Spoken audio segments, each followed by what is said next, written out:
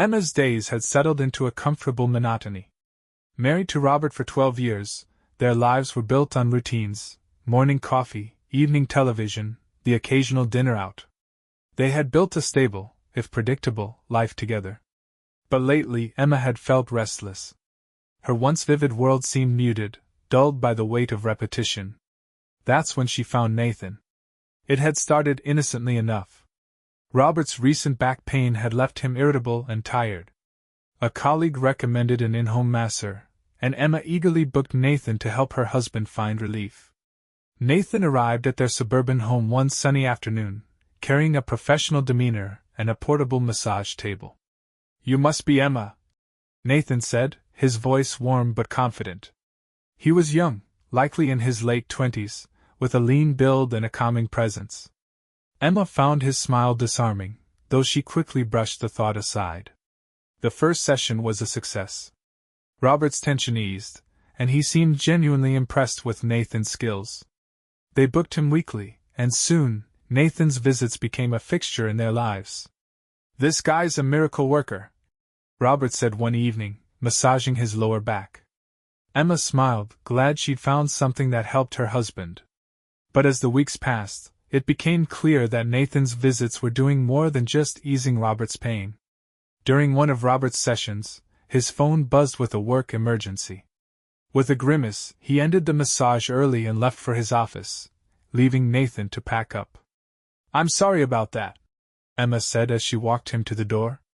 Nathan shrugged. "It happens. If you ever want to book a session for yourself, let me know." Emma hesitated.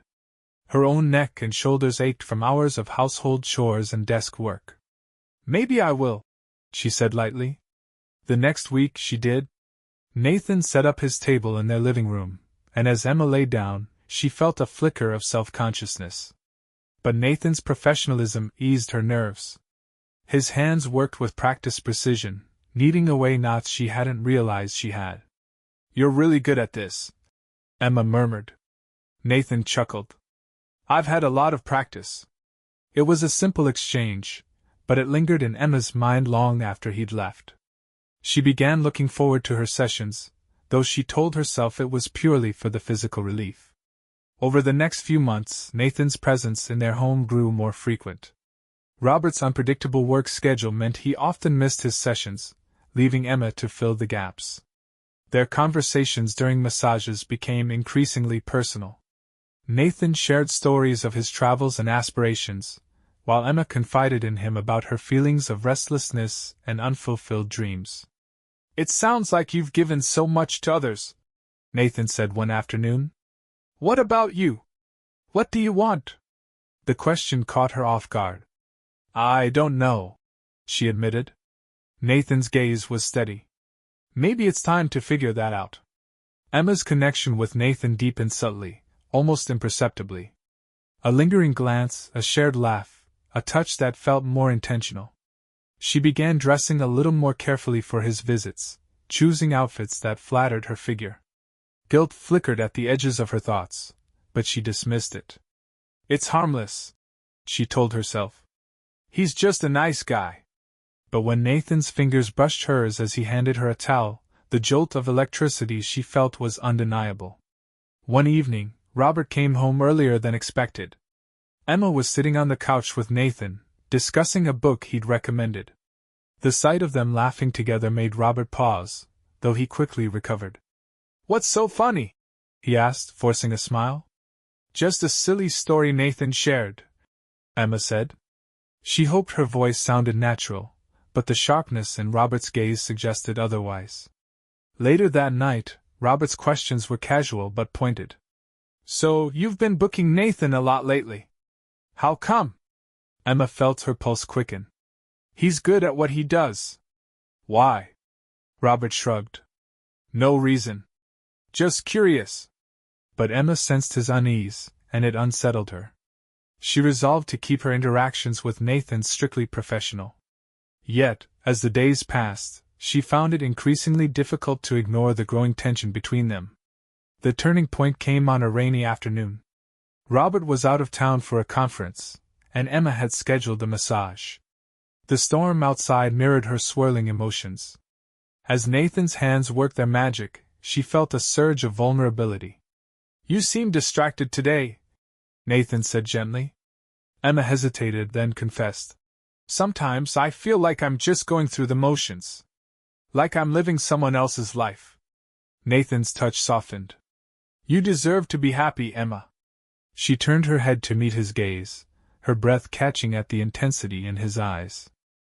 In that moment, the space between them felt charged, as though the storm had crept inside. When Nathan leaned closer, Emma didn't pull away. Their kiss was brief but searing, a spark that ignited something neither could deny. Emma pulled back, her heart racing. "This is wrong," she whispered. Nathan's voice was steady. "Then why did it feel so right?" As the rain continued to pour outside, Emma's mind churned with conflicting emotions. She knew she had crossed the line, but she couldn't shake the feeling that this was the most alive she'd felt in years. And as Nathan packed up and left, his parting words echoed in her mind. "Sometimes, happiness requires a risk." The kiss lingered in Emma's mind long after Nathan left. She replayed the moment incessantly, caught between guilt and exhilaration. Every glance at Robert felt like a betrayal, but every thought of Nathan sent a thrill down her spine. The boundaries of her life had blurred, and Emma was unsure if she wanted to restore them. Nathan's next session was uneventful, or at least, Emma forced it to be. She maintained a polite distance, ensuring their conversation stayed light and professional. Yet, the electricity between them crackled just beneath the surface. When the session ended, Nathan lingered, as though waiting for her to say something. Instead, she ushered him out with a tight smile. "See you next week." His eyes searched hers for a moment before he nodded. "Sure. Next week." But the next week brought complications. Robert, increasingly suspicious, decided to work from home on the day of Nathan's appointment. Emma's heart sank when he announced his plan over breakfast. "I thought I'd catch up on some things here," he said casually, sipping his coffee. "Besides, I've barely seen Nathan lately. Might be good to stick around for a session." Emma's smile felt brittle. "You've been busy. I'm sure he understands." Robert's gaze lingered on her a beat too long, but he said nothing. When Nathan arrived, the dynamic felt immediately different. Robert greeted him warmly but kept a watchful eye, positioning himself in the kitchen where he could see the living room. Emma felt her nerves fray as Nathan set up his table. "Robert, are you up first?" Nathan asked, his tone neutral. "Actually, I thought I'd let Emma go first. She's been raving about your work lately," Robert said with a tight smile. Emma's heart pounded as she lay down on the table. Nathan's hands worked methodically, but she felt none of the usual relaxation. She couldn't shake the feeling of Robert's eyes on them, scrutinizing every movement. "You seem tense," Nathan murmured, his voice low enough that only she could hear. "It's nothing," she replied, her words clipped.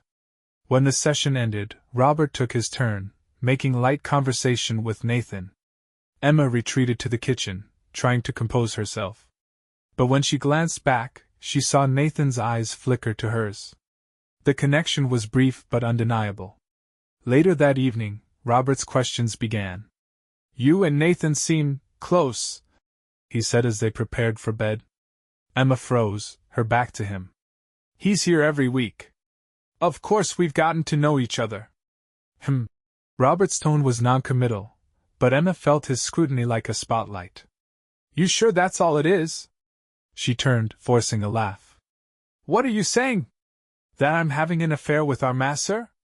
The words felt dangerous on her tongue, but Robert's expression didn't waver. "I'm just noticing things, Emma. That's all." Emma knew she had to be more careful, but her resolve crumbled during Nathan's next visit.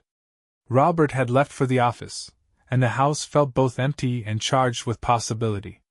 Emma tried to maintain her composure as Nathan set up his table, but the tension between them was palpable.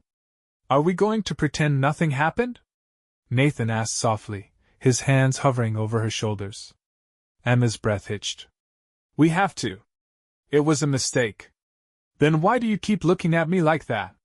She didn't have an answer, and Nathan's hands began their familiar work. But this time, the touch felt different, more deliberate, more intimate. Emma closed her eyes, torn between the pull of desire and the weight of guilt. When the session ended, Nathan hesitated. "Emma, you should go," she said quickly, avoiding his gaze. But as he packed up, his hand brushed hers, and the spark reignited. Before she could stop herself, she kissed him. It was brief, frantic, and laced with all the things she couldn't say.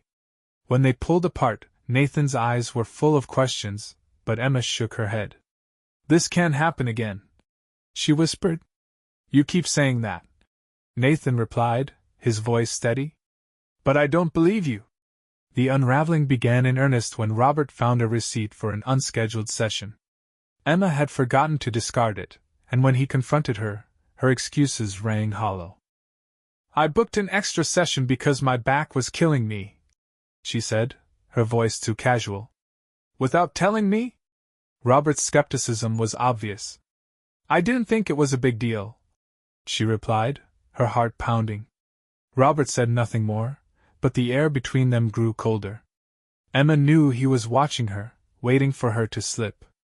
One evening, Emma's phone buzzed with a text. She glanced at it quickly, her heart sinking when she saw Nathan's name. "I can't stop thinking about you. Let's talk." She deleted the message immediately, but Robert had seen the flash of panic in her eyes. "Who was that?" he asked. "Just Lydia," she lied, naming her best friend. Robert didn't press, but his suspicion was clear. Emma felt the walls closing in, her secret threatening to consume everything she'd built. The guilt was suffocating, but the pull toward Nathan was impossible to ignore. And as the weeks wore on, Emma realized that secrets had a way of surfacing, no matter how deeply they were buried. The tension between Emma and Robert became unbearable. Every glance, every word, felt like a test. Emma's attempts to act normal only seemed to deepen Robert's suspicion. Meanwhile, Nathan's presence loomed in the background, both a temptation and a threat. The breaking point came one evening when Robert returned from work unexpectedly early. Emma had been in the middle of texting Nathan, her phone perched precariously on the armrest of the couch. When she saw Robert enter, she fumbled to lock the screen, but her nervousness didn't go unnoticed. "Who's got you so flustered?" Robert asked, his tone light but his expression probing. "Just Lydia," Emma lied smoothly, forcing a smile. "She's dealing with some drama at work." Robert's gaze lingered on her a moment too long before he nodded and walked to the kitchen. Emma exhaled, clutching her phone like a lifeline. She knew she was walking a razor's edge, and it was only a matter of time before she slipped. Nathan's next visit was fraught with tension. Robert had insisted on working from home again, positioning himself in the office with the door ajar. Nathan set up his table with his usual calm demeanor, but Emma could see the flicker of unease in his eyes. "Let's keep this quick," she whispered as Nathan prepared the table. He nodded, his professionalism slipping back into place. Emma lay on the table, every muscle in her body taut. Nathan's hands worked skillfully, but the charged energy between them was impossible to ignore. She caught his gaze for a brief moment, and felt a pang of longing so sharp it took her breath away. Robert appeared in the doorway just as the session ended. "Done already?" he asked, his tone casual but his eyes sharp. "Emma's feeling better these days," Nathan replied smoothly, packing up his equipment. Robert leaned against the doorframe, crossing his arms. "Glad to hear it. You've been a big help, Nathan. Maybe too big." The words hung in the air, and Emma felt her stomach drop. Nathan's face remained impassive, but Emma could see the tension in his jaw. "Just doing my job," Nathan said lightly, slinging his bag over his shoulder. He left without another word, leaving Emma and Robert in a silence thick with unspoken accusations. That night Robert confronted her. "Something's going on with you and Nathan. Don't deny it." Emma's pulse quickened. "You're being ridiculous," she said, trying to sound indignant. "Am I?" Robert's voice was quiet, but his eyes burned with intensity. "I see the way you look at him. The way you act when he's around. You think I'm blind? Emma's defenses crumbled. There's nothing going on, she insisted. He's just our Masseur. Then why does it feel like you're slipping away from me? Robert's voice broke, and Emma's heart ached with guilt. She reached for his hand, but he pulled away. I'm sorry, she whispered, though she couldn't bring herself to elaborate. The truth felt too dangerous to reveal. Days turned into weeks, and the cracks in their marriage deepened. Robert's suspicion festered, and Emma's guilt consumed her. Nathan's texts became less frequent, though the tension between them remained unresolved. One evening, Emma received a message that made her blood run cold. We need to talk. Now. It was from Nathan. He was parked outside her house. Panic surged through her. Robert was upstairs, likely preparing for bed.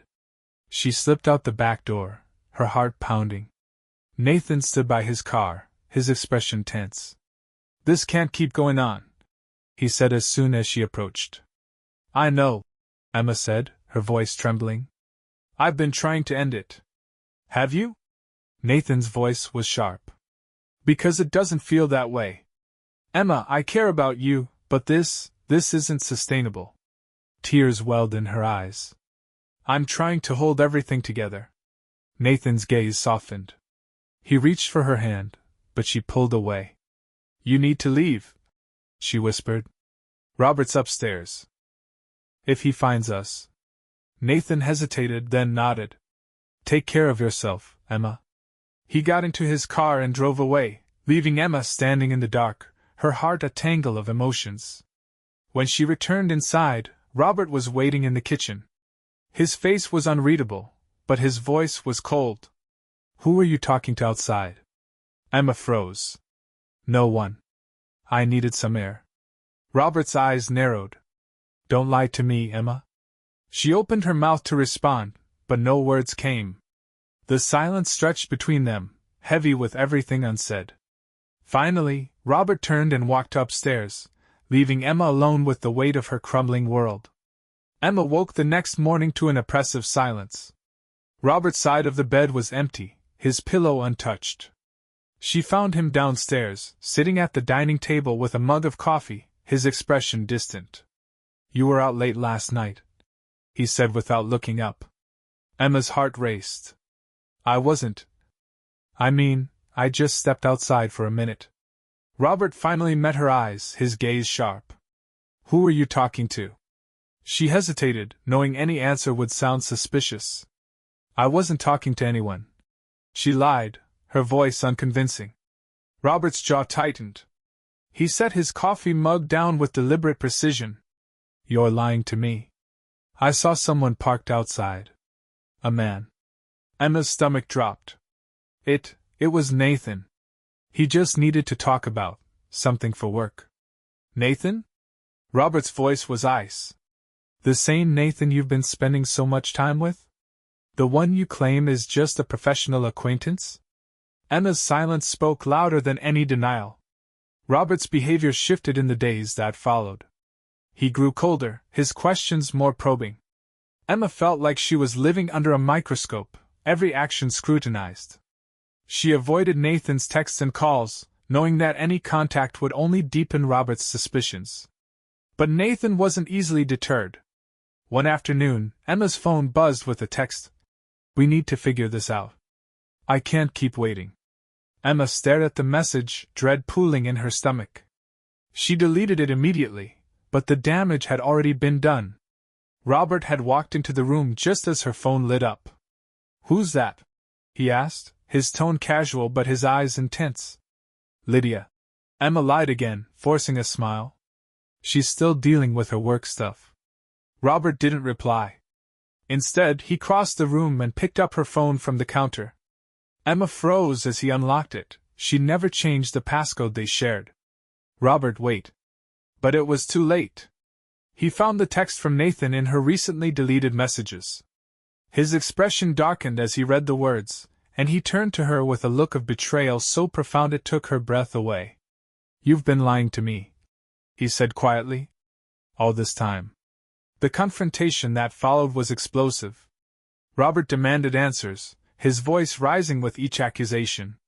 Emma tried to explain, to downplay the situation, but the truth was impossible to contain.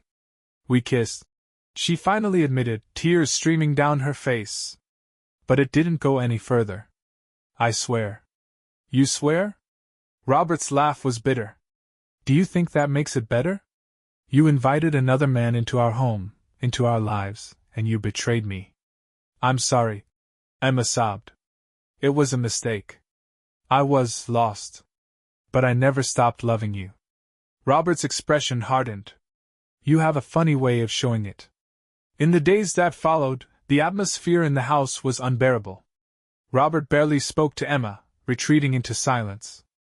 Emma's guilt consumed her, but she didn't know how to fix what she had broken. Then came the unexpected twist.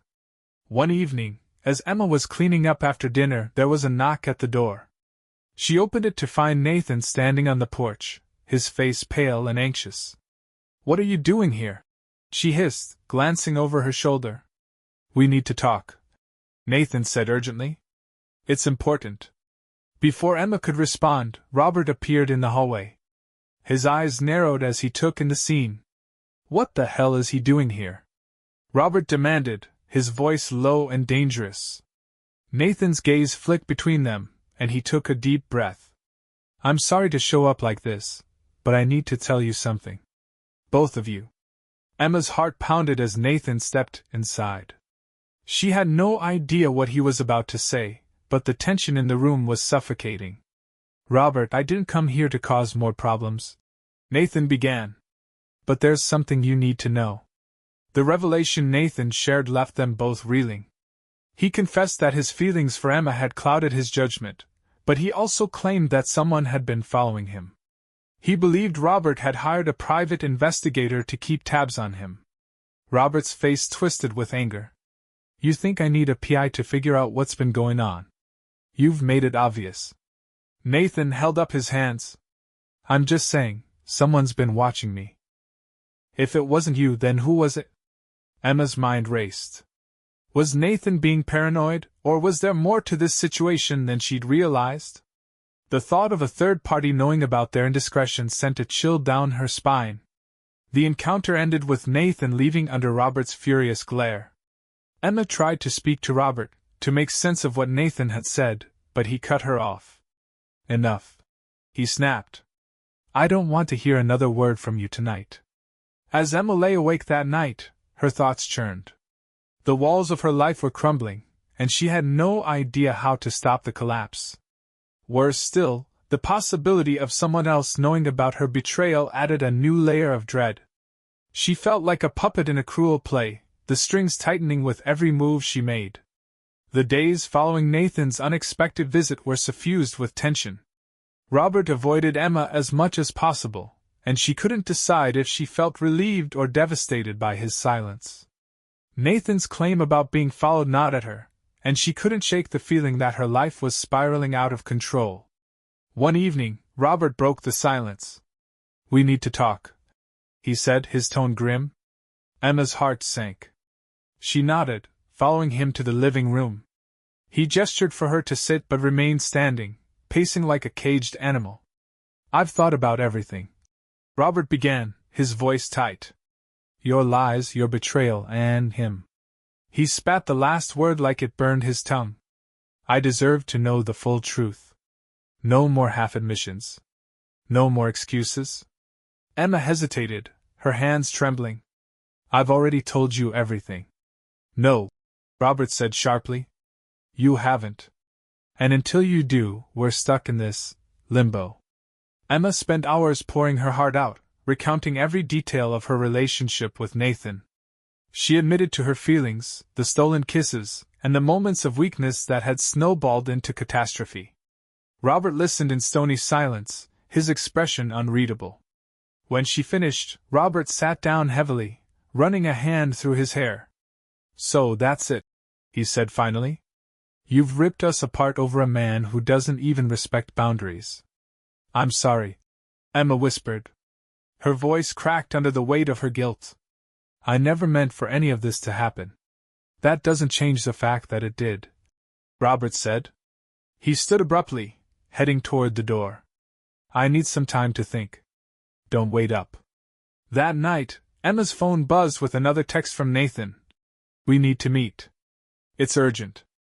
Against her better judgment, Emma agreed. She drove to the park he had suggested, her mind racing with questions. When she arrived, Nathan was pacing near a bench, his face pale and drawn. What's going on? Emma asked, stepping out of the car. Nathan's eyes darted around nervously. I found out who's been following me. Emma froze. Who? It's not Robert, Nathan said, his voice shaking. It's someone else. I think it might be your neighbor, Mr. Grant. Emma's mind reeled. Why would he? I don't know, Nathan interrupted. But I've seen him watching me. And you? He knows something, Emma. And I think he's trying to use it against us. Emma's first instinct was disbelief, but the pieces began to fall into place. Mr. Grant, their nosy neighbor, had always seemed overly interested in their lives. She recalled the times he'd lingered too long during casual conversations, the way his curtains always seemed slightly ajar. What does he want? She asked. Nathan shrugged. I'm not sure. But he's been watching us, and if he's pieced everything together. Emma's stomach turned. I need to talk to Robert about this. Nathan grabbed her arm. Are you sure that's a good idea? He already hates me. This could make things worse. It doesn't matter, Emma said firmly. He deserves to know. When Emma returned home, Robert was waiting for her. His eyes were red-rimmed, and he looked more exhausted than angry.